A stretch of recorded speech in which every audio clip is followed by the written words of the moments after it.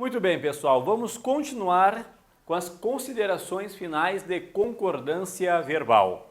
Olha só, página 7, considerações finais, 3.3, expressões partitivas. Bom, qual é a regra, professor, para expressões partitivas?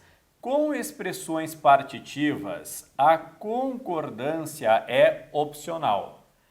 Assim diz a regra. Expressões partitivas, concordância opcional. Primeiro ponto, relembrando quais são as principais expressões partitivas na língua portuguesa. A maioria de, a metade de, uma porção de, ou ainda espaço, parte de.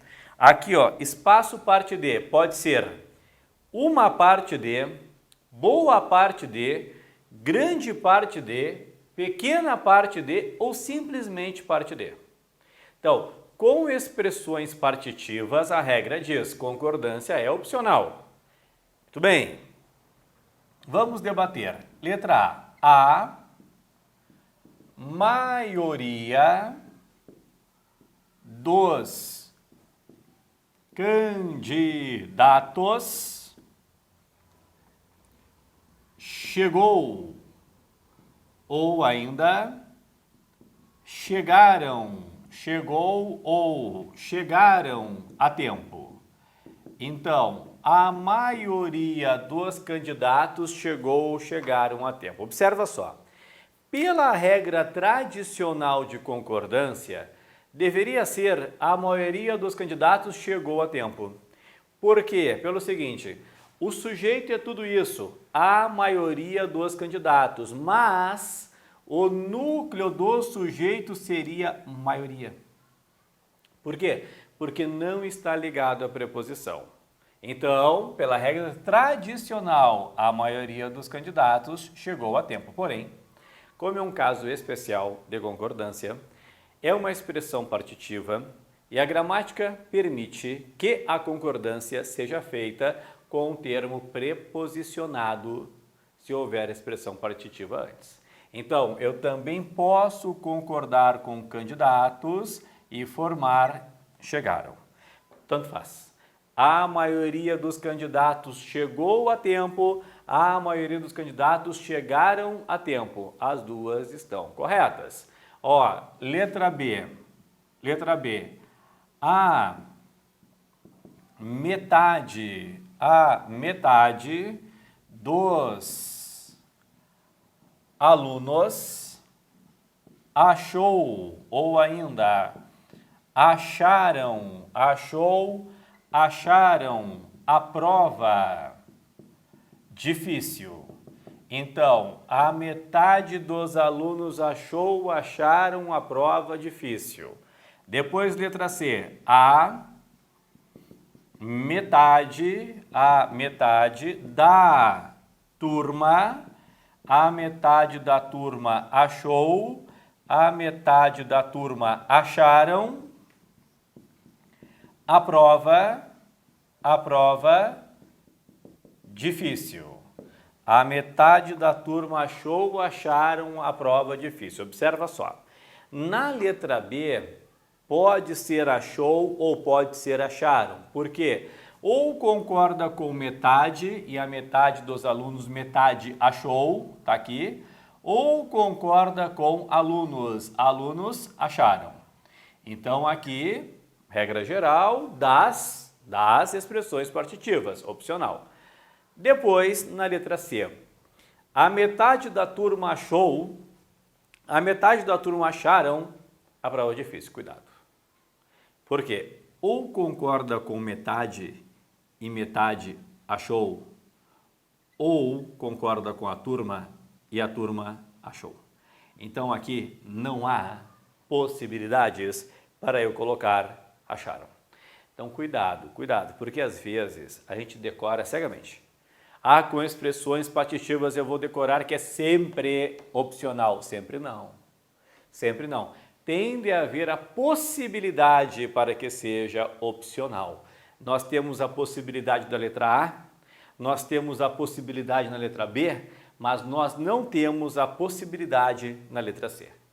Tá certo? Então, cuidado aí. É opcional quando for possível. Muito bem, muito bem. Depois, na página seguinte, nós temos o 3.4, ter, vir e seus derivados. Colocamos aqui 3.4, ter, vírgula, vir e derivados. Olha só. Existem vários verbos derivados de ter: reter, manter, conter, entreter, obter. Existem vários verbos derivados de vir: provir, advir, sobrevir, o famoso e tradicional verbo de prova, intervir, vários. Nós vamos pegar aqui pelo menos um derivado para que possamos analisar como que funciona em termos de concordância. Eu coloco o verbo ter, um derivado de ter, que é o reter. Eu coloco o verbo vir, um derivado de vir, que é o provir. E vamos relembrar como funciona aqui a concordância. Por quê? Essa matéria, eles podem cobrar lá na acentuação gráfica, eles podem cobrar na concordância ou podem cobrar na flexão verbal. Então, em algum momento, ela vai cair. Então, olha aqui, ó. Ele tem, depois, eles têm. Forma derivada, ele retém, depois, eles retêm. Verbo vir, ele vem, eles vêm. Forma derivada, ele provém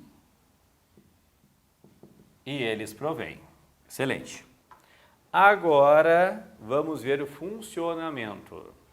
Ele tem e eles têm, ele retém, eles retêm. Ele vem e eles vêm, ele provém e eles provêm. Ele tem e eles têm, só tem acento no eles têm. Na forma derivada, ele retém e eles retêm, as duas recebem acento. Aqui, o agudo é singular e o plural é circunflexo. Agudo singular, plural circunflexo. Mesma coisa aqui, ó. Ele vem e eles vêm. Singular não tem, plural circunflexo. Na forma derivada, singular é agudo, plural é circunflexo. Isso aí eu tenho certeza de que nós já sabemos. É o tradicional.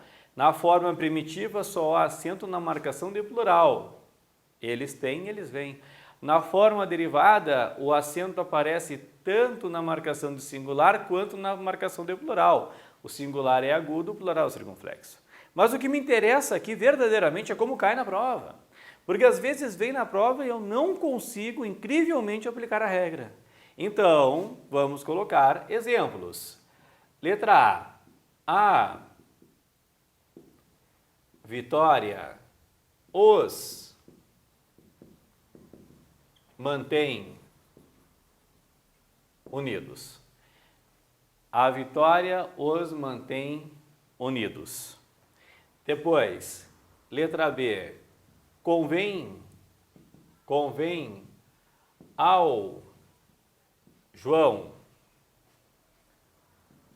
certos conselhos. Convém ao João certos conselhos. Depois, letra C, aparece assim, ó. Luiz e Luísa nunca o entretêm. Luiz e Luísa nunca o entretêm. Depois, Dinamarca. Eles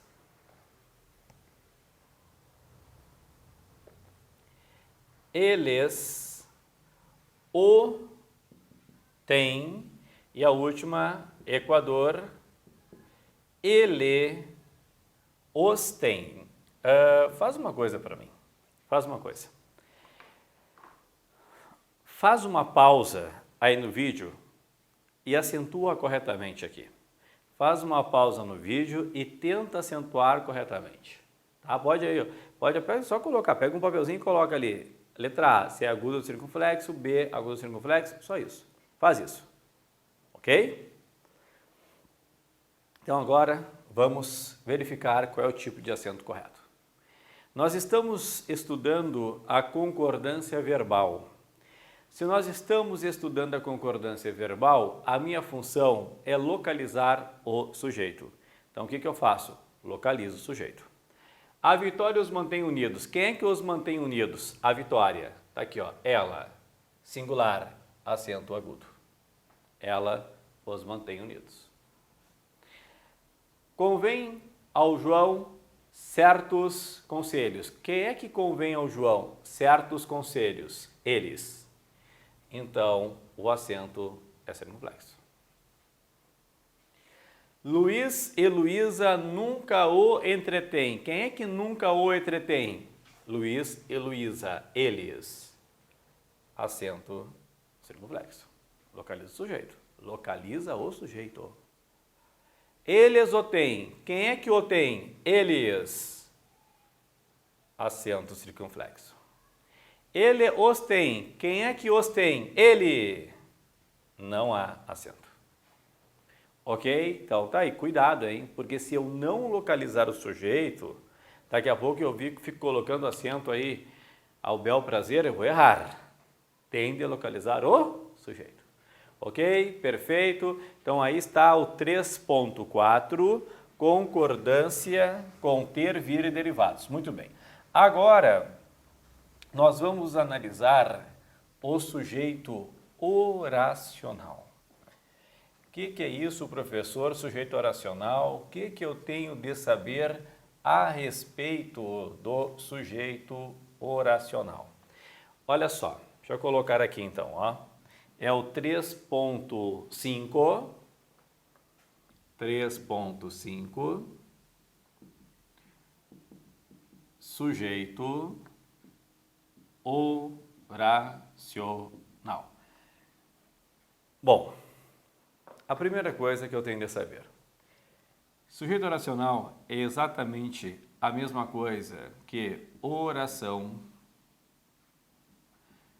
subordinada, substantiva, subjetiva. Ele é uma oração subordinada, substantiva, subjetiva. E aqui há mais um detalhe. Na língua portuguesa, as orações substantivas são introduzidas por conjunções integrantes. As duas principais conjunções integrantes da língua portuguesa, que e se. Conjunção integrante que, conjunção integrante se. Para esta matéria, eu vou precisar que você domine a conjunção que há, a conjunção integrante que ou que acompanhado do se, que se. Que o que se eu vou usar muito daqui a pouco. Bom, antes de começarmos a exemplificar, há uma questão muito importante aqui em relação ao sujeito oracional na concordância. Ó, regra de concordância. Sujeito oracional, eu coloco assim, regra de concordância. Qual é a regra, professor, de concordância do sujeito oracional? Vou colocar o verbo que concorda, com o sujeito oracional, o verbo que concorda com o sujeito oracional ficará no singular. O verbo que concorda com o sujeito oracional ficará no singular no singular, no singular. Muito bem, nós vamos começar agora a exemplificar, mas um ponto que é importante, Sujeito oracional é aquele que dentro dele há um verbo. Sujeito oracional é aquele que dentro dele há um verbo. Ó, por exemplo, letra A. Não vale ou valem a pena que se tome esta medida. Ó, não valem a pena que se tome esta medida. Letra A. Vou colocar assim, ó, letra A. Depois, letra B.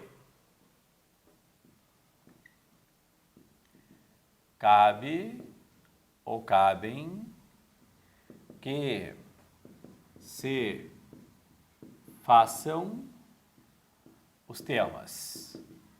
Cabe ou cabem que se façam os temas. Já vou colocar mais frases ainda, porém antes eu quero começar a análise do sujeito oracional. Quero começar. Observa só. Nesta primeira frase, não vale ou valem a pena que se tome esta medida, eu tenho, na verdade, dois verbos, o valer e o tomar. O sujeito do tomar está aqui, ó. Que é que se tome esta medida. Esse é o sujeito do tomar. Isso aí nós vimos nas aulas anteriores. É o sujeito com o se que funciona aqui como passiva. Muito bem, mas não é o que eu quero agora. Eu quero do valer. Olha bem, observa comigo. Não vale ou valem a pena que se tome esta medida. Se eu perguntar que é que não vale a pena, a resposta é que se tome esta medida. Aqui está, observa só o meu sujeito. Agora, olha que coisa interessante. Dentro do sujeito, que é que se tome esta medida, existe um verbo. Então, aqui tomar é verbo. Tome, tomar. Portanto, se dentro do sujeito há um verbo, eu vou classificá-lo como sujeito oracional. Que se tome esta medida é sujeito oracional. E o verbo que concorda com o sujeito oracional ficará sempre no singular. Então, o certo é não vale a pena que se tome esta medida. Primeiro exemplo. Depois, cabe ou cabem que se façam os temas. Muito bem. Bom, são dois verbos novamente. Eu tenho aqui, ó, se façam os temas. Se eu perguntar que é que se faça, a resposta é os temas. Então, aqui está o sujeito do verbo fazer, né, que se façam os temas. Mas, na verdade, eu quero localizar o sujeito do verbo caber. Meu interesse aqui é verificar o sujeito do verbo caber. Então, observa comigo. Cabe ou cabem que se façam os temas. Se eu perguntar que é que cabe, qual é a resposta? Que se façam os temas. Então, toda a resposta está aqui, ó. Que se façam os temas. Bom, se tudo isso aqui é a resposta, tudo isso aqui é o sujeito. Muito bem? Dentro do sujeito há o verbo. Façam, que é o verbo fazer. Então, se dentro do sujeito há verbo, eu vou classificar esse sujeito como sujeito oracional.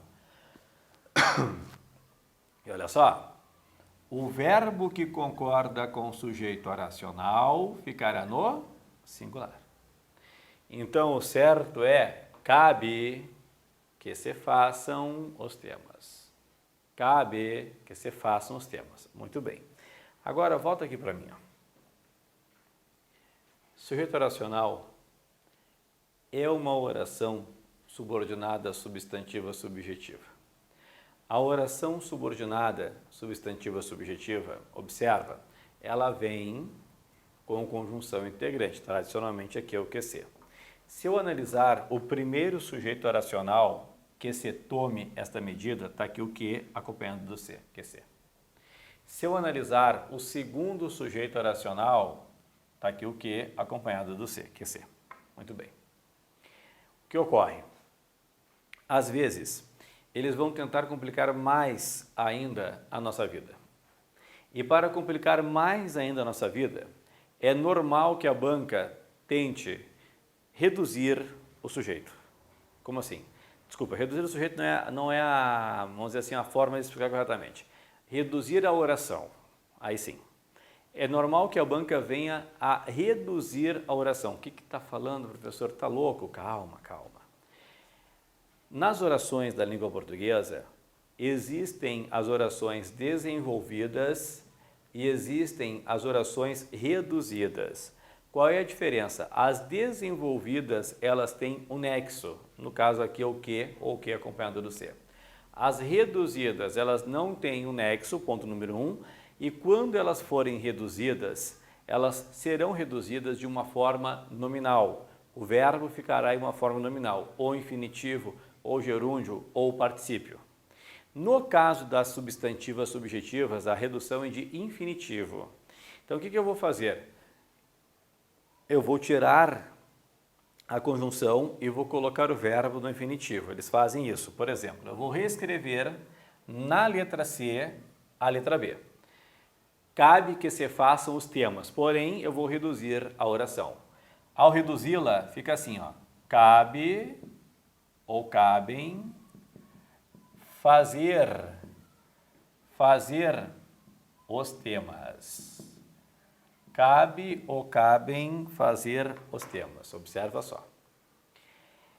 O que acontece? O aluno desavisado, na hora da prova, vai e faz assim, ó. Que é que cabe fazer? Aí vem a resposta, os temas. Ah, os temas é sujeito, então é cabem. Está errada a análise.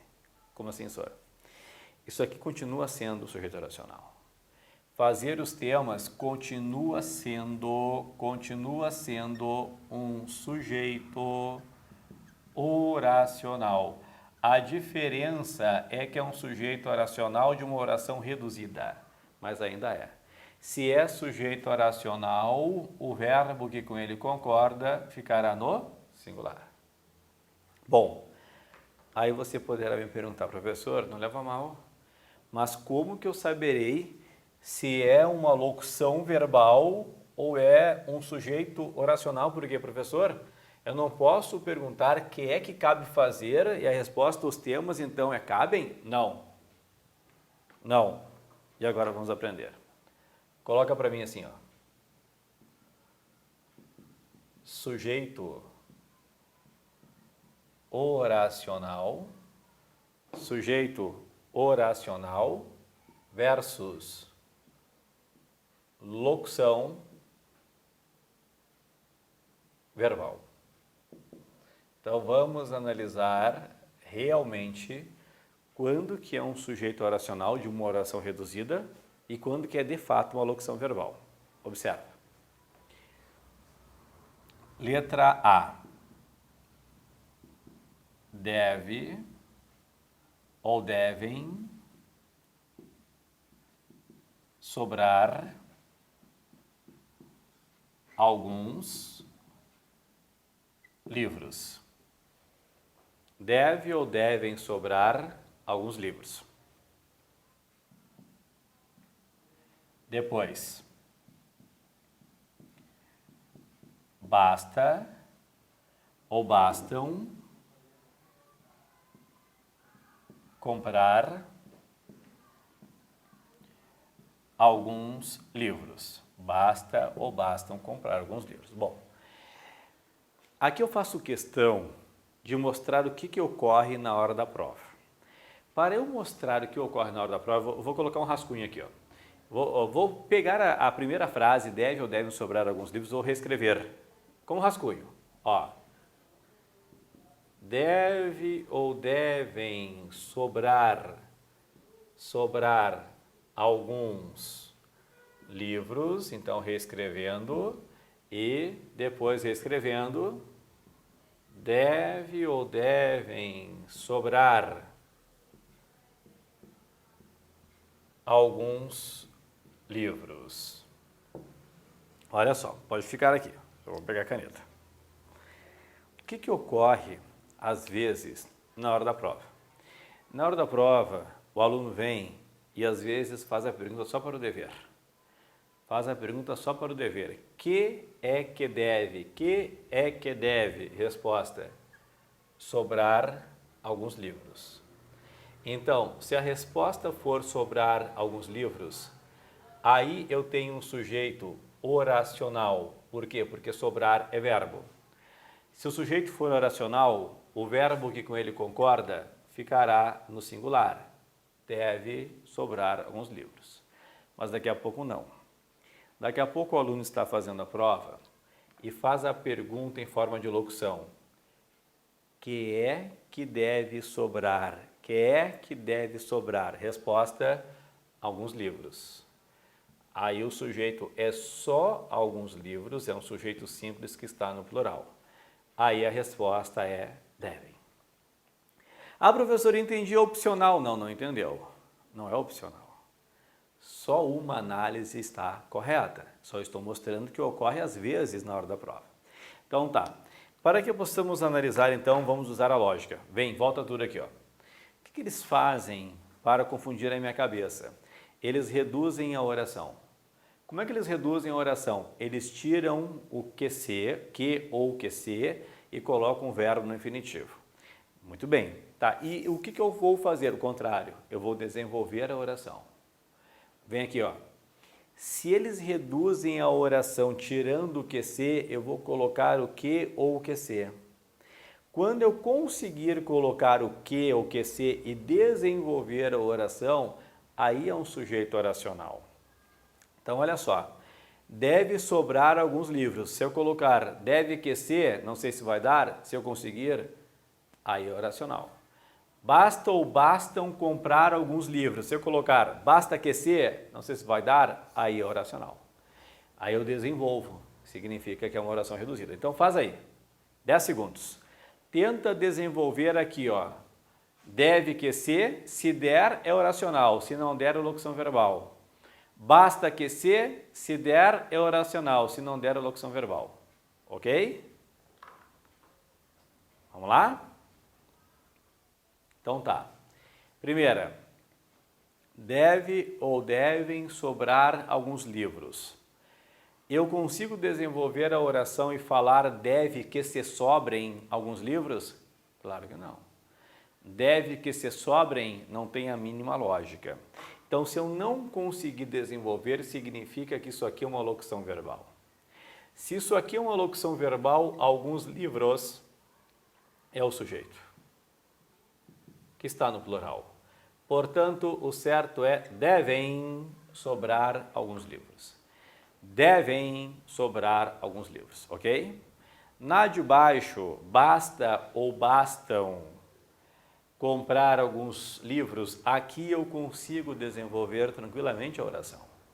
Tranquilamente eu posso colocar basta que se comprem, basta que se comprem alguns livros. E neste momento que eu consegui desenvolver a oração, significa que comprar alguns livros é realmente um sujeito oracional. Sujeito oracional. Bom, sendo assim, se aqui eu tenho realmente um sujeito oracional, significa o quê? O verbo que com ele concorda ficará no singular. Basta comprar alguns livros. Entendeu isso aí? Tá? Então, aqui, claro, é um ponto muito mais aprofundado, mas cai na prova. Então, o sujeito oracional é uma oração subordinada ao substantivo. O problema é que, às vezes, a oração estará reduzida. E para que eu saiba se é sujeito oracional de fato, eu vou desenvolver a oração. Vamos colocar mais um exemplo. Ó, letra C. Convém, não coloquei o acento de propósito, convém mudar as regras. Convém mudar as regras. Olha só, ainda não quero a resposta correta, apenas a análise. Se eu fizer a pergunta em forma de locução, que é que convém mudar? Que é que convém mudar? Resposta, as regras. Se a resposta for as regras, qual é o acento que eu vou colocar no convir aqui na forma convém? Circunflexo. Daqui a pouco não. Daqui a pouco eu só faço a pergunta para o verbo convir. Que é que convém? Que é que convém? Resposta, mudar as regras. Aí o sujeito é oracional e o verbo que com ele concorda ficará no singular, acento agudo. Ok? Então a minha dúvida é essa. Será que é um sujeito oracional ou será que é uma locução verbal? Pode olhar, à vontade. Pode olhar, à vontade. Ok? Olhou? E agora? Sujeito oracional ou locução verbal? Sujeito oracional. Sujeito oracional.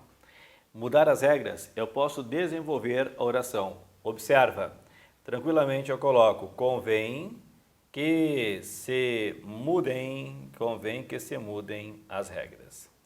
Então, no momento em que eu consigo o desenvolvimento, significa que mudar as regras é o meu sujeito, mudar é verbo, é o meu sujeito oracional. E aí eu já sei. O verbo que concorda com o sujeito oracional ficará no singular e o singular aqui é com agudo. Muito bem? Então, é claro, eu dei uma ênfase ao sujeito oracional porque é aquele ponto que poucos dominam. Então, vamos dominar, vamos nos diferenciar dos demais candidatos. Tá certo? Excelente. Então, faz uma pausa no vídeo, anota à vontade e depois vamos à página número 9, com o sujeito composto 3.6. Vamos analisar o sujeito composto. Os demais casos, a partir de agora, são casos rápidos. O sujeito oracional demora um pouquinho mais, pois há mais detalhes. Os outros casos realmente são mais rápidos.